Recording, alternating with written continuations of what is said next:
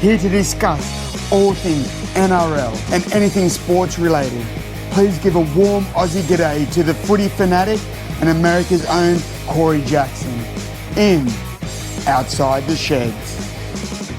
Greetings, salutations, and welcome back to Outside the Sheds, the show that keeps on giving and makes the smiles flow around the world. I don't know what the heck that means anyway, but Shedheads, what I do know is that round 21 has just been completed, or was completed a few days ago, and we're ready to dive back in to break this down. Welcome back to Outside the Sheds. Hope your week is going well, Shedheads. I know mine is going not too bad. We've been talking to a few people that are kind of important in the world of rugby league, so that's kind of nice. But I want to say something right now. I don't know if you feel the buzz, but the ladies really kicked off the week strong. I watched that Newcastle Sydney Roosters match. It had everything that you'd want in a rugby league match. The ladies play an incredible brand of football, and I really wanted to start off the show by commending the game and where it's going in the NRLW and really rugby league around the world. We don't have much of it over here in the United States, or not that I've seen, but I'm really excited for the Vegas. Wait a second. Yes, I will be in Vegas, Shedheads, and we'll talk about that a little bit more. But I'm really excited to see this test match between the Kangaroos and the English Pommies. It's going to be a great match. I think we're going to see some incredible rugby league for the ladies this year, because I think there's going to be a lot of them fighting for positions to go to Vegas. And who wouldn't want to go to the City of Sin? I just know that Jess Urgis and Isabel Kelly better be there, but that's just me. But we'll divulge, go into this a little bit deeper, but incredible match. All the drama that you'd want with the match, and congratulations to the Knights for somehow holding on and keeping their streak at 10 win at home. But let's go into round 21. As you probably already know, the Shedadamus paying those house payments goes 5 for 8 with his picks. I thought I was really going to finish off 7 for 8 if the Finns wouldn't have somehow found a way to lose to the Titans. Once again, an incredible spray by Desi Hasler that Jaden Campbell has let the world know. Got the boys re-kick started and got the Titans to get the car into drive, if you know what I mean, to finish out strong. But let's start off with how the round started. Warriors 28, Tigers 16, Adam Fanua-Blake showing why the move to Cronulla is such a big move for the Sharkies next season. But he leads the Waz to a pivotal victory. We're going to be talking about the Waz and their season, of some things they are not happy about, but some things they should be incredibly proud of. But they get the team going back in the win column. Some big additions coming back in for the Waz this week. It looks like Chance Nickel-Klokstad is going to be back, and it looks like Sean Johnson is going to be back. But I'm going to ask a question. I can't believe I'm saying this. But are you really better off with SJ playing the brand of footy that he's been playing this season compared to the most recent Tamari Martin pairing with the man that does the Scorpion? And if you don't know what that means, look that up. But I almost think the halves pairing right now is almost better because you get both guys running. I know Tamari Martin doesn't run the ball too much, but we haven't seen SJ attack the line much at all. So it's going to be interesting going forward. I know SJ has been penciled in that we're going to see him after that Achilles injury setback. But I don't know if that's in better standing for the Warriors going forward. So we'll have to see. But big victory. Again, continuing the misery for the Tigers. Another challenging week for them, which we're going to go into in the 40-20. But big victory. The Waz try to keep a hold on final possible aspirations to play some finals footy. Storm 32, Eels 14. Another team experiencing an incredibly bad week. But, King Gutho celebrating his 200th was great to see for the King. But the Storm, I'm telling you, Pappenhausen and Jerome Hughes, who I really do. I don't think Jerome Hughes gets as much stroke as a lot of halfbacks in the competition. But those guys are playing some incredible football. And again, they're 4 points clear on top of the Melbourne Storm, and I don't see them going anywhere. I'm not going to say right now they're playing better than Penrith, because I do think the Penrith Panthers are the best team in the competition, especially with a healthy Nathan Cleary. But that still doesn't take away how well the Storm have played, and the Jerome Hughes flies under the radar week in and week out. But a big victory, and again, more misery for the Eels, battling the Tigers for the wooden spoon. And I don't know how that's going to culminate when it ends, but I know that both teams have taken a couple shots to the chins, which we're going to get into again during the 40-20. Bulldogs 41, Broncos 16, up by 6 at the half, the Doggies were, and they just come home strong. I'm not going to go into great detail right now with this score because I want to go into a deeper dive into it in a few, but wow, you can't say anything more about the Dogs of War. Playing some incredible footy, but again, the finals this season is so incredible because everybody right now are patting the Dogs on the back for how well they're playing, and they're only a couple points ahead in the competition of falling out of the 8. That is how close everything is right now, when a lot of people are talking about them possibly being able to finish strong and finish in the top 4. So, like I said, these last 5 and 6 weeks is going to be crazy going down the stretch. Cowboys 30, Sharks 22, Kyle Felt getting a treble. I'll always have a special place in my heart for Kyle Felt. When me and Mrs. Shedadamus were at the Auckland Nines on our honeymoon, I kind of just watched a lot of the players and interaction with the crowd. And Kyle Felt, when he finished the match, not a huge star, but there was some real strong Cowboy support. And Kyle Felt pulled his boots off, walked over, handed it to a fan of the crowd, talked to him for a little bit. It wasn't just a here you go, I'll see you later. And I'll always think fondly of that guy after watching his interaction with the crowd and never forgetting how important fans are to this competition. But the Cows win a key matchup. And I said all along that I thought this was a dangerous, dangerous team. I think they're rounding into form. I think, like I said last week, Chad Townsend, knowing that this is his last season up with the Cows, that he's going to want to leave his stamp with North Queensland. And I think that brand of footy is going to be even stronger now that talk is talking that possibly Valentine Holmes might be shown the door at the end of the season as well. So a lot of players are in flux up in North Queensland. A lot of players are in flux all around the competition. But I think, truthfully, they will be putting it together and are going to have a strong, strong push into the postseason. Roosters 34, Seagulls 30. We talked about this match last week, thinking that it was going to be the match of the round. And it really lived up to it. I don't know if we thought as it started that it was going to live up to it, but what an incredible, crazy, up and down, all over the board match that we watched. This is the match I really want to dive into with a deep dive. But, wow. Somehow the Chooks do hold on. But like I said, I want to talk about this in more detail in a second. Panthers 46, Dragons 10. Nathan Cleary scoring the hat trick for the Panthers. Just looking strong. Really embarrassing performance for St. George. I'm saying it was old boys day. There was a sellout. There was a lot of fans there, a lot of fanfare, and they were never in the game, St. George. And I find that so hard to believe because the Dragons have played some pretty good football this season. I think they're kind of ahead of the curve. I don't know if anyone predicted that they were going to be in the top 8 when projections started at the beginning of the season, because one week they show some incredible fight, they show some incredible footy, and then the next week you're like, well, where did that team go?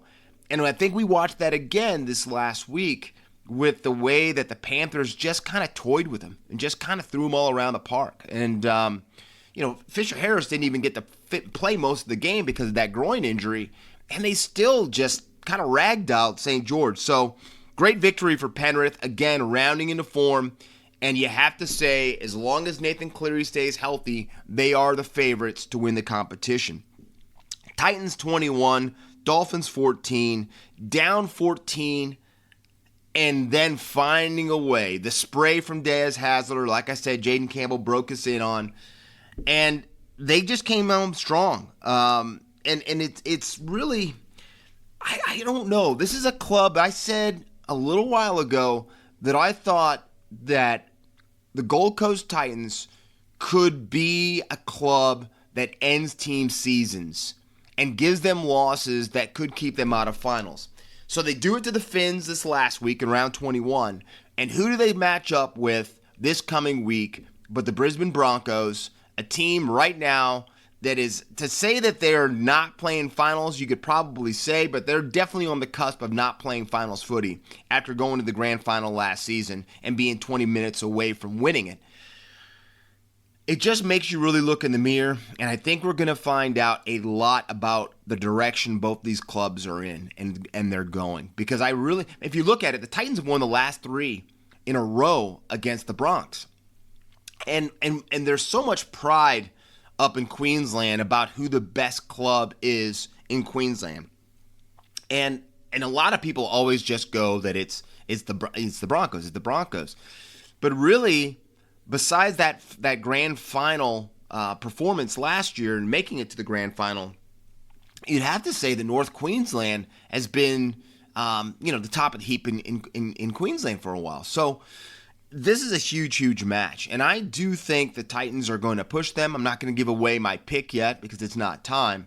But I would be scared if I was a Brisbane Broncos fan about taking on the Gold Coast Titans this week. So going to be interesting.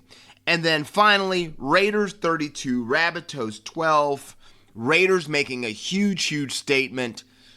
You'd have to say, heck, I picked the Rabbitohs. But again, this is Sticky's time of the season.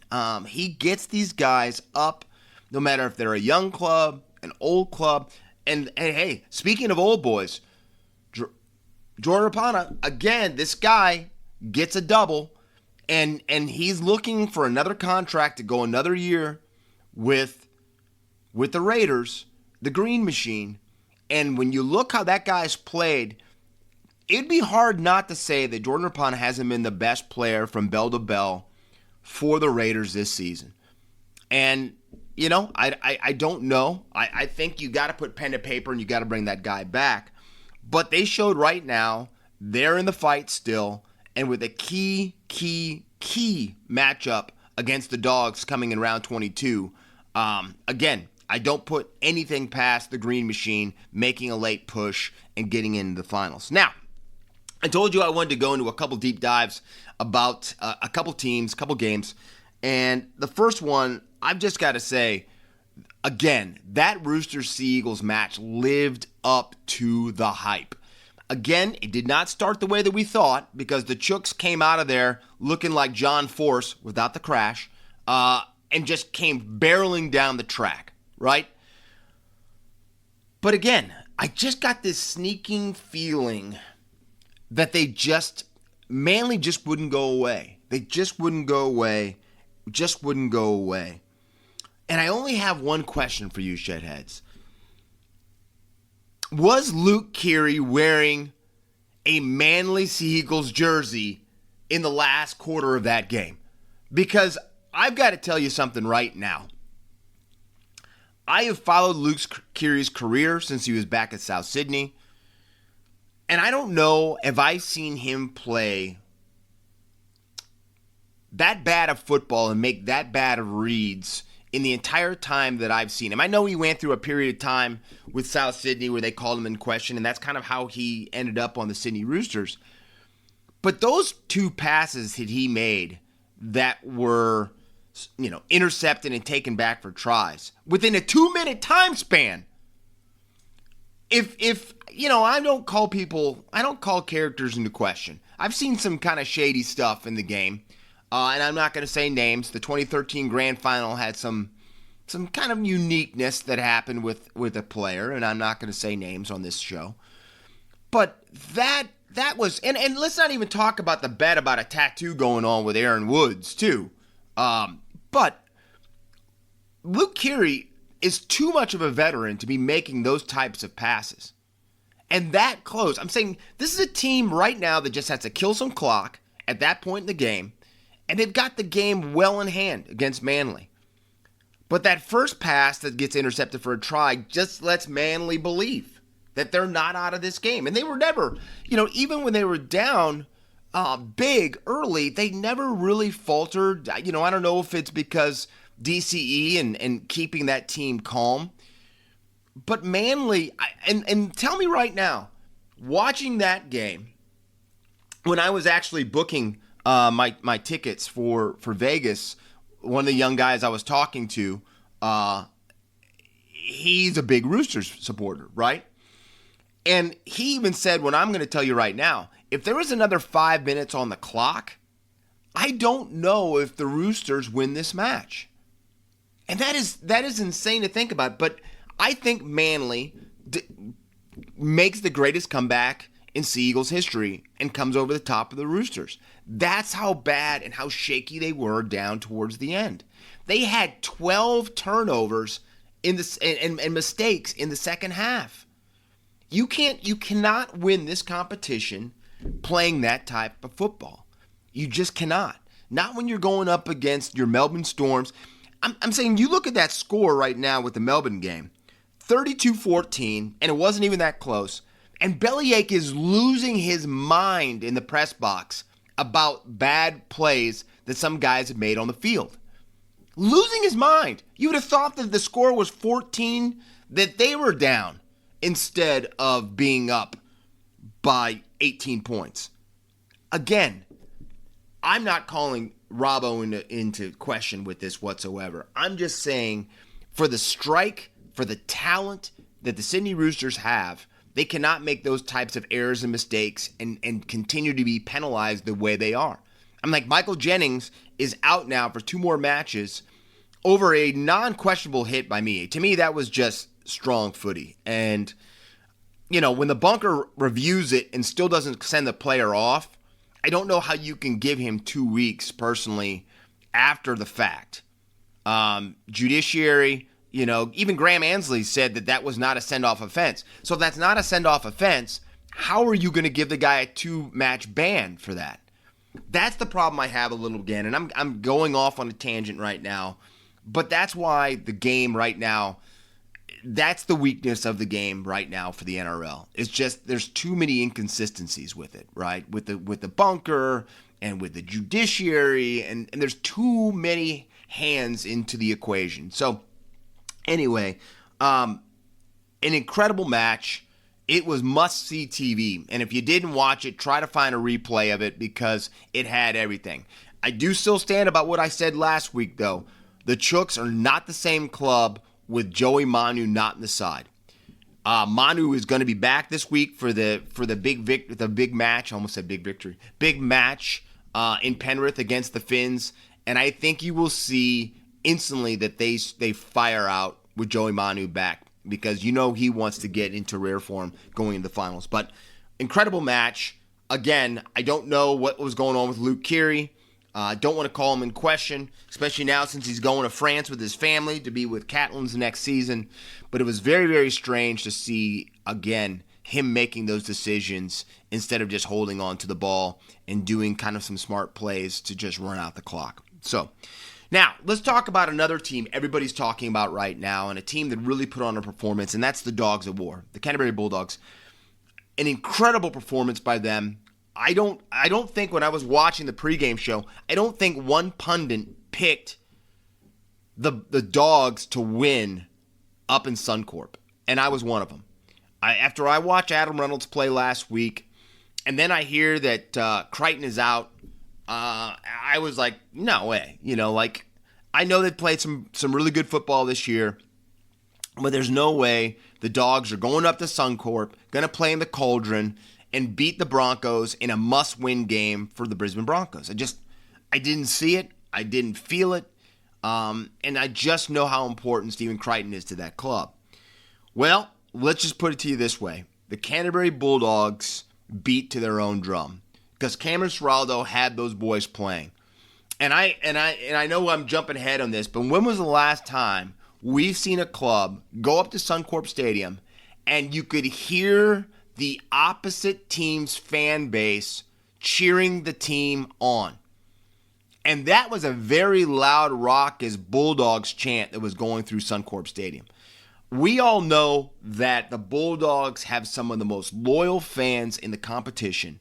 We know that. They may be a tad crazy, but they support that club. And that club has had some really dire and dark times recently. I know that if you're a Bulldog supporter, this season, you've been waiting for it for a while, and it's probably the best Christmas present anyone can give you. But they did something I don't think anybody saw happening.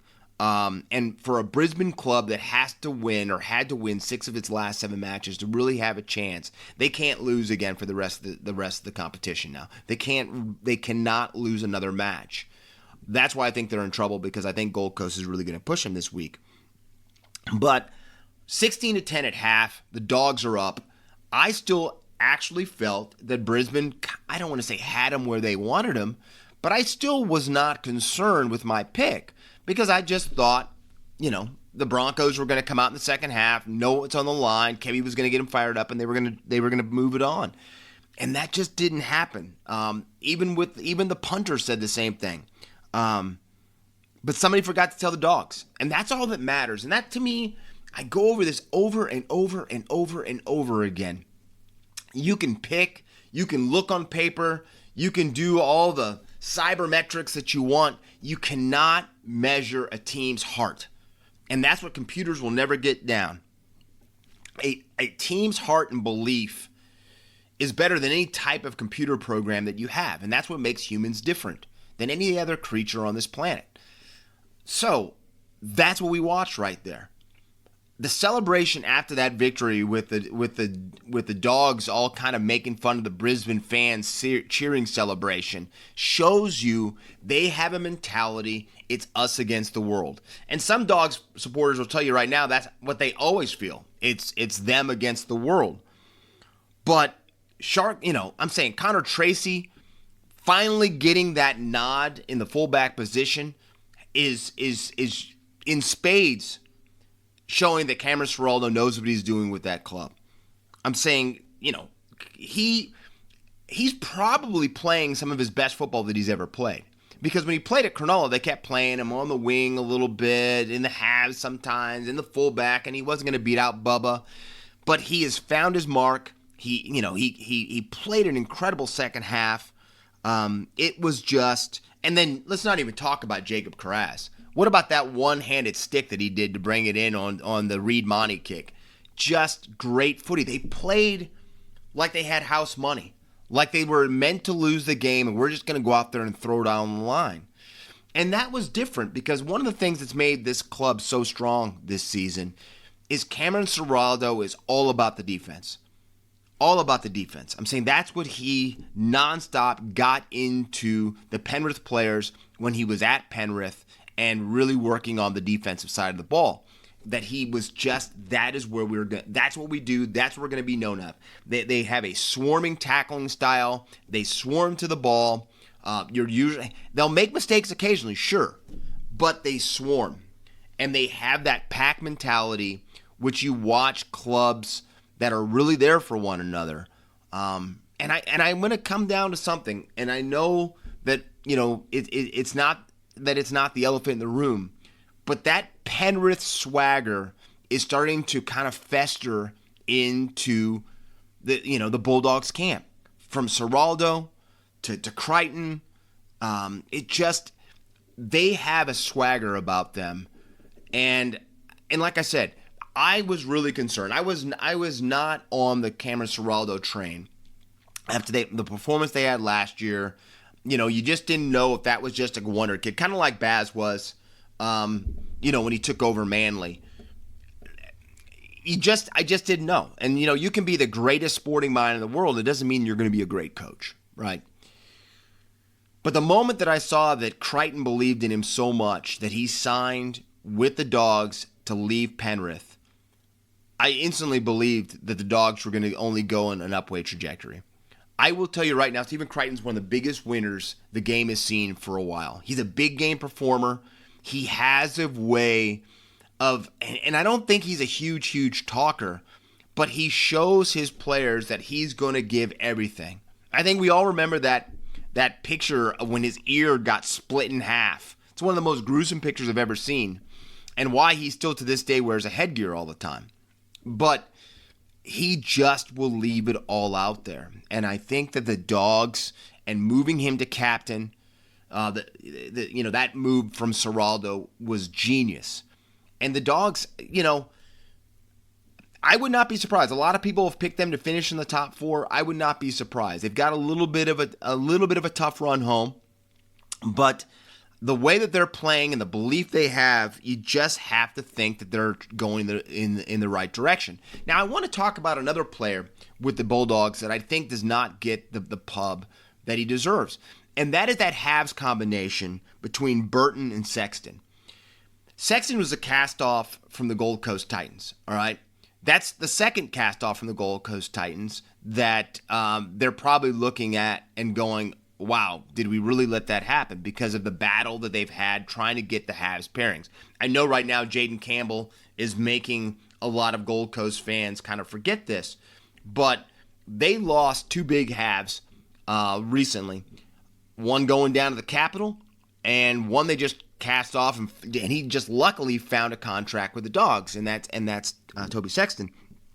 But this halves pairing between Sexton and Burton, to me, is perfect, because it allows Burton to run and Sexton to kick the ball around and kind of control it. I know everybody is talking about the Matty Burton bomb, and that's great, but Sexton is a guy that really is structured and kind of lets that team move around. I heard Braithen Asta say this week that he was like, well, maybe Mitchell Moses will try to get out of his contract with the Eels because of all the influx that's happening right now. But I'm going to tell you right now, when I started to look at the numbers, since he became the full-time halfback with the Dogs are 6-2 with Sexton in this halves pairing with Burton. 6-2. And if you look, when that happened, when he got in there, they were kind of an up and down club. They were having some problems. They just didn't look 100%. The big talk was, should we move Matty Burton to the centers? There was just a lot of talk like that. But since Sexton has got in, the transition has been incredible, the way that they've played. And I think he's taken a lot of pressure off of Matty Burton with his kicking game, even though you'll still put up a big bomb at the end of the set occasionally. Sexton just lets the balance happen, and that is huge. And I will tell you right now, that move of bringing Sexton to halves, to me, is one of the major factors of why the Dogs are at where they are right now.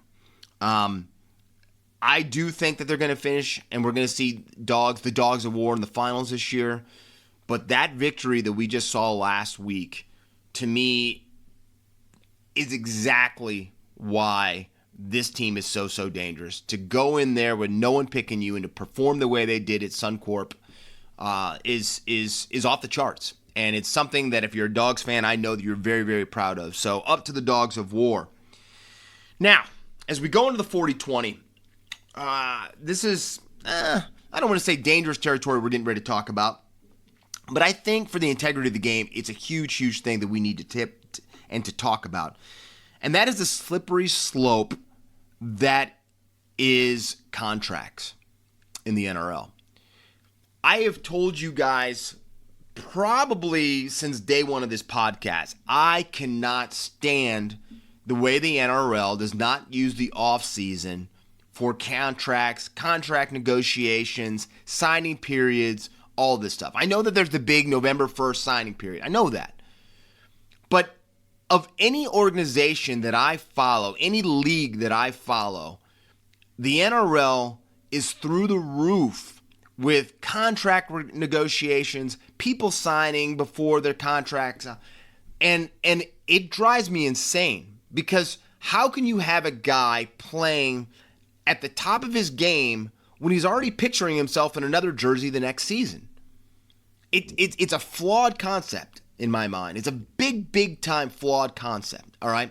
So let's talk why we're talking about this right now, because at the beginning of the week, rumblings came out of the foot of the Blue Mountains that Brian Ta'o was not happy with his contract, and that there are teams that are kind of poking around to see if they could possibly get Brian Tahoe out of Penrith.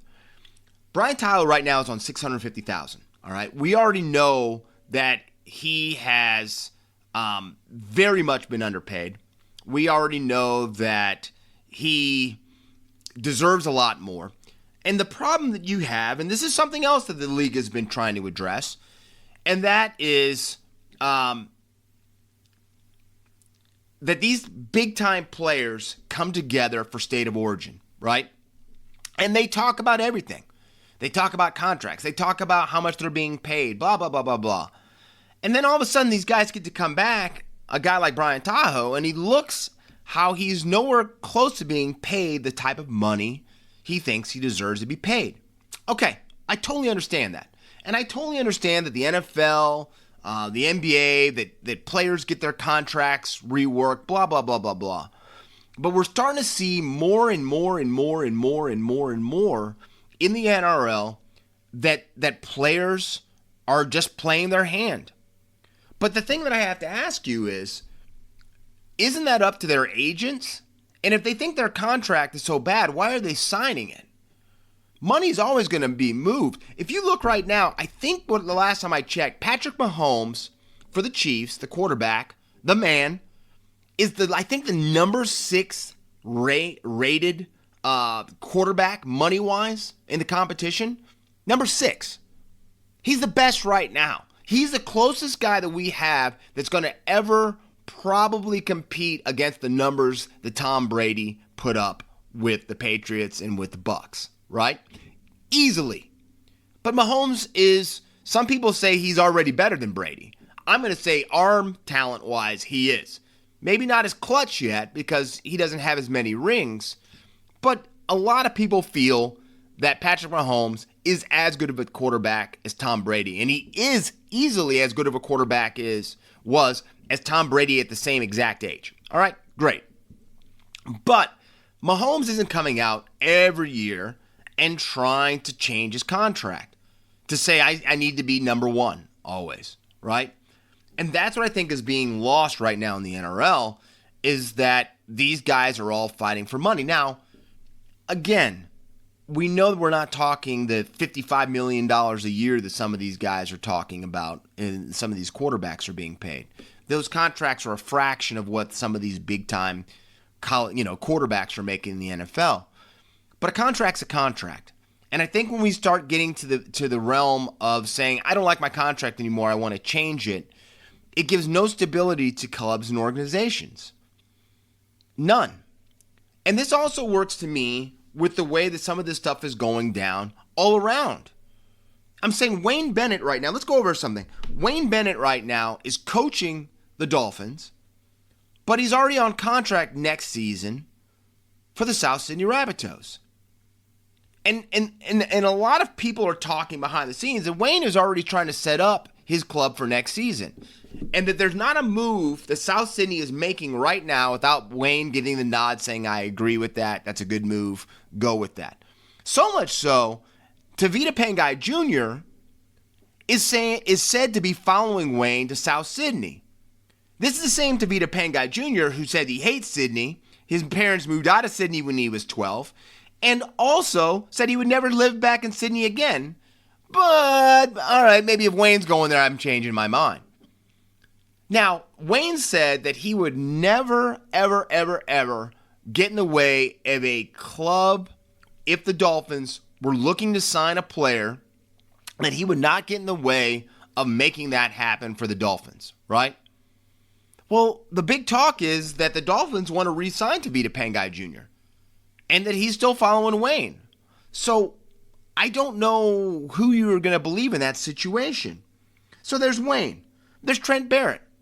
I know Trent Barrett has been handed the keys of the vehicle right now because of, the moving on the coach. But Trent Barrett has already been told, with Jason Riles coming in next season, that his services are no longer needed with the Parramatta Eels. And guess what? He just signed a contract to go up to coach with the Brisbane Broncos next season. And that's still, with 5 to 6 weeks left in the NRL season, he's already got his contract signed up to coach for another club next year. Zach Lomax. Zach Lomax, another player. Still on contract, says he doesn't like his contract, doesn't want to play on the wing, and he pushes his way out, gets his contract signed with the Parramatta Eels for next season, but this was early on. I'm like, we still had more than half the season still to play, and he'd already signed another contract to play with another club. Now, Zach Lomax has done himself justice by having an incredible Origin series and been probably arguably one of the best players for the Dragons this year. But again, how are you able to give 100% when your mind's in another place? Jarome Luai has been playing the entire season with Penrith knowing that he's going to be a Tiger next season. I don't understand it. I don't think that it's healthy.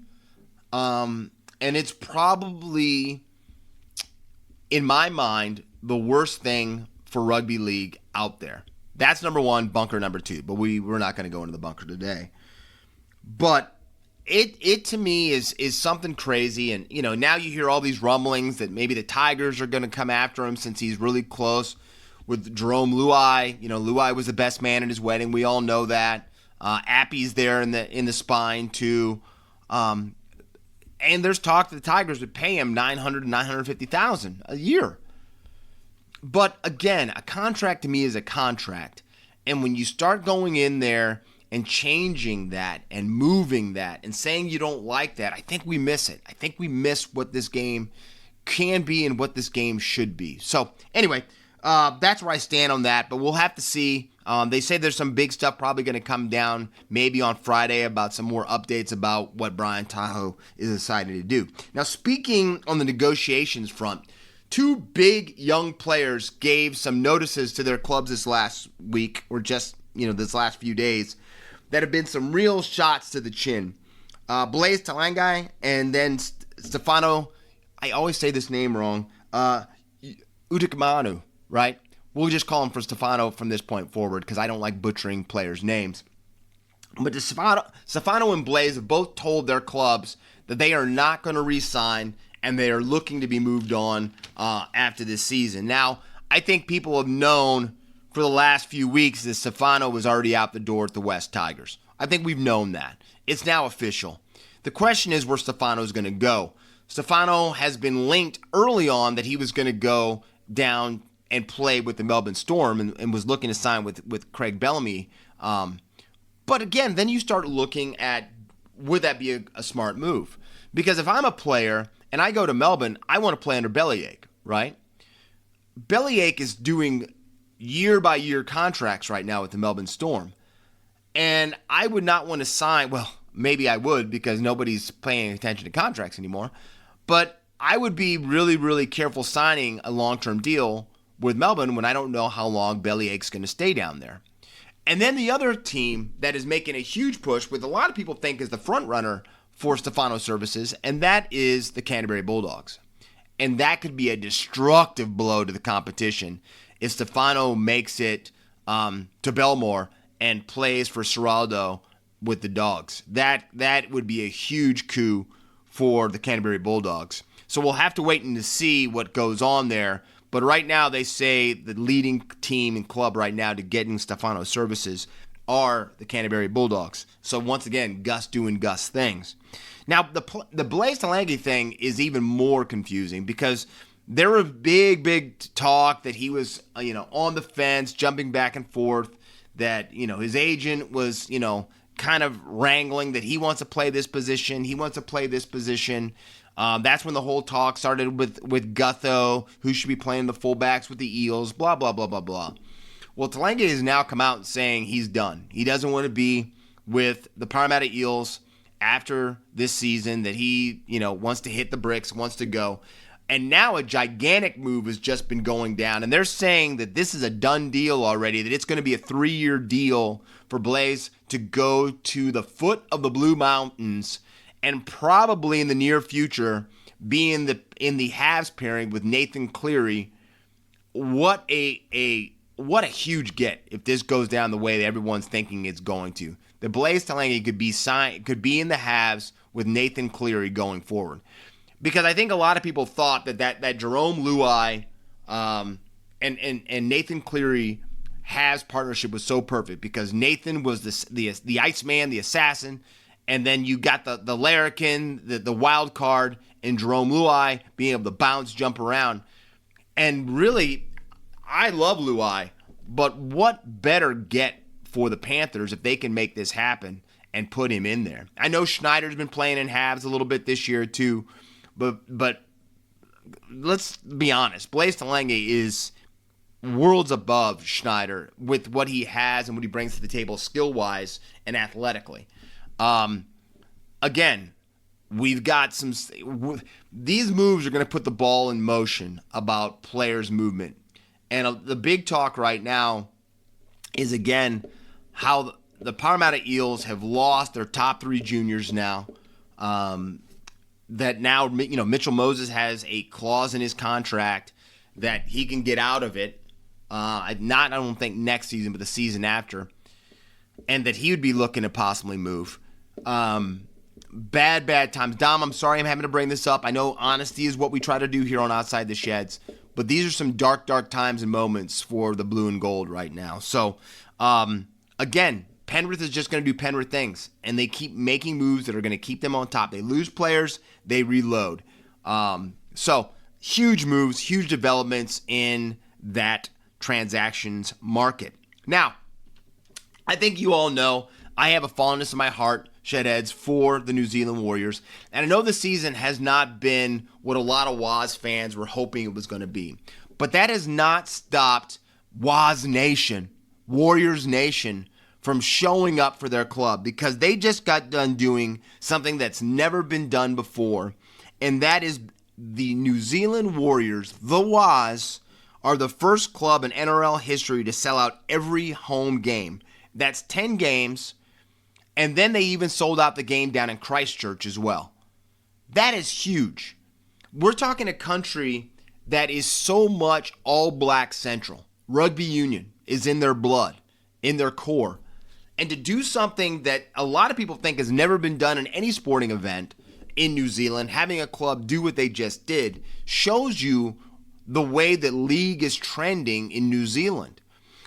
So much so that the New Zealand Warriors right now, the Waz, are leading in ticket sales of all the clubs that are going to Vegas next year. That is incredible stuff because they're not actually following off of an incredible season right now with the Warriors because it's been up and down, to say it the least. But the fan base has come in droves for the New Zealand Warriors. And if you think about this and you look at these numbers as well, for season 23 and 24, the Warriors have sold out 20 of their 25 home games. That's, and I don't think they're all there just to see Tiffany Salmon do sideline coverage either. Not that that's a bad thing, but I'm just saying this is some incredible stuff that's going on with the Waz. And I think we all know the type of rugby player that comes out of New Zealand. And that's just not Benji Marshall coming out of Whakatane, all right? Let's not even talk about that. But awesome news. I cannot wait to be in Vegas with the Waz Nation this coming year. It's going to be awesome, and it's something that I'm very, very much looking forward to. Now, I'm going to go off the cuff really quick. We don't really do Outside the Bubble as much. We'll probably be doing a little bit more of that during this offseason in a few weeks.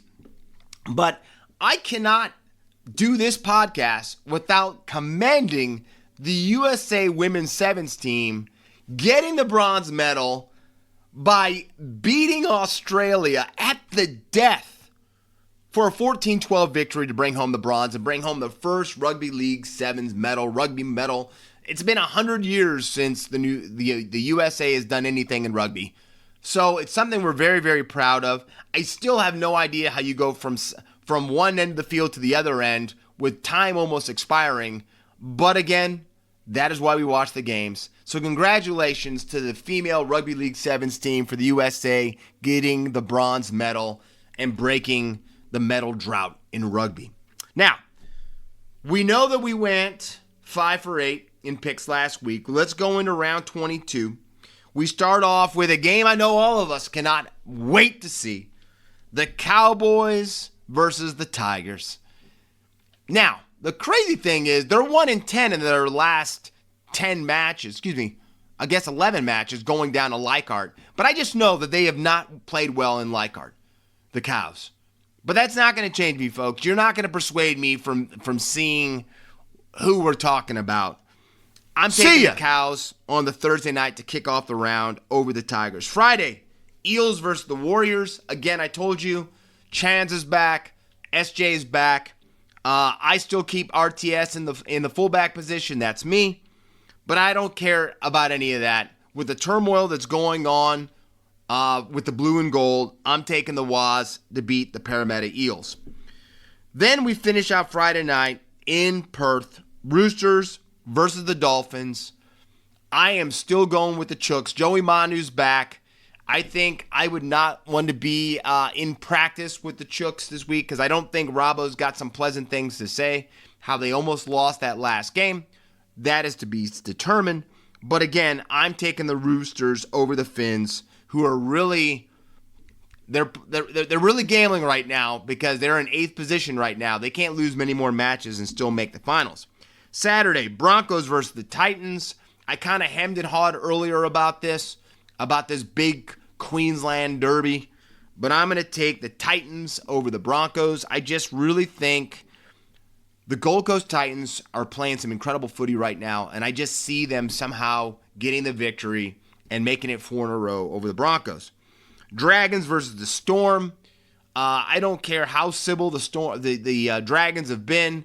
The Storm are going to do Storm things, and this match is taking place down in Melbourne. I do not see the Storm doing anything but making an example out of St. George. I've got the Storm. Rabbitohs versus the Sharks.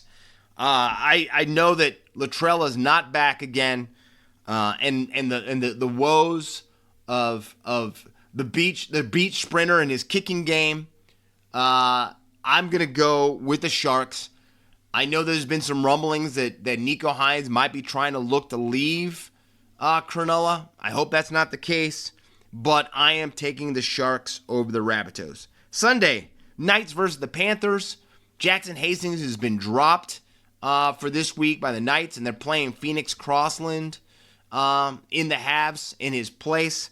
I don't know who you possibly could put in Jackson Hastings' place that's going to help them beat the Panthers. No way. I got the boys from the foot of the Blue Mountains beating the Knights. And finally, Raiders versus the Bulldogs, which to me might possibly be the match of the round.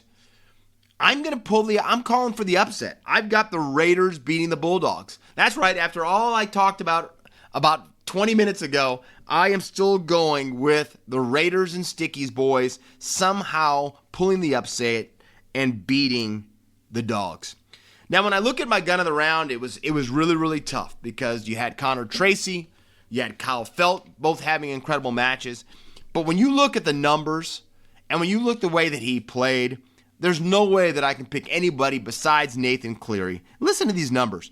3 tries, 7 for 8 on conversions, 242 running meters, 1 line break, 2 line break assists, 2 try assists, 5 tackle breaks, 15 tackles made, and 232 kicking meters. Shedheads, there is wow, and then there's Iceman, Nathan Cleary. Because even with that caterpillar on his upper lip, this guy is playing some incredible footy and probably, once again, still the benchmark in the competition. Not even close. So I've got Nathan Cleary, the Iceman, being our gun of the round. Shedheads, that brings to conclusion this episode of Outside the Sheds. Again, I hope you tip your wait staff. But in all seriousness, hope you guys are doing well out there. I'm so jacked right now. The finals are raring into form. Every match has meaning. Every team has to play their best footy, or they could fall a couple points out of the competition, out of the running. So I hope you're enjoying it as much as I am. But again, give me a follow on Instagram, on Outside the Sheds. Don't forget, I've got an incredible book out there, so if you're trying to get some friends, maybe the misses and missuses, maybe if you're trying to get the mister into the competition, my book is still out there. and definitely take a look at it. It is a great entry level into the game. And once again, you get a little some pundits from the Shedadamus. So, hey, anyway, until next week, treat each other as well as you possibly can. Stay out of trouble. Don't get caught. This is Corey Jackson, and you've been listening Outside the Sheds. Until next week, see ya.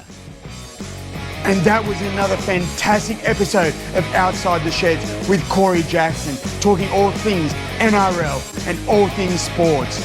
So please remember to smash the subscribe button and share this with your family and friends and show them what Australian sport is all about.